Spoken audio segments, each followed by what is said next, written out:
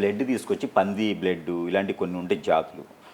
మనకి గుడ్లగూబ, పావురము ఇలాంటి కొన్ని రకాల కాకులు వీటికి తీసుకొచ్చిన బ్లడ్ తీసుకొచ్చి చేస్తారు. కుందేలు, ఎలికే ఇలాంటివి తీసుకొచ్చి అక్షదిబ్బందున పూజ చేస్తారు. అది దేనికంటే ఆ ఊరు నాశనానికి వినాశనానికి చేస్తారు. ఆ ఊరే కాదు, ఆ పరిసర ప్రాంతం వినాశనాన్ని చేస్తారు. ఎందుకంటే వీరి ఆధీనంలో ఉండిపోతుంది.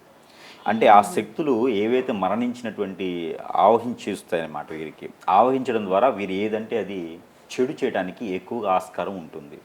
దాని ద్వారా పెద్ద పెద్ద వాళ్ళకి సెలబ్రిటీలు కావచ్చు, రాజకీయ నాయకులు కావచ్చు, ఇది వ్యామోహంతో డబ్బుని గుంజేసే విధం అనమాట. వాళ్ళని బ్లాక్మెయిల్ చేయటం ఇదంతా కూడా వారికే ఇబ్బంది. పెద్దవారికి చాలా ఇబ్బంది అనమాట. వారికి నేను ఏదో చేస్తాను, పదవులు ఇప్పిస్తాను అని చెప్పేసి డబ్బుని లాగేయటం.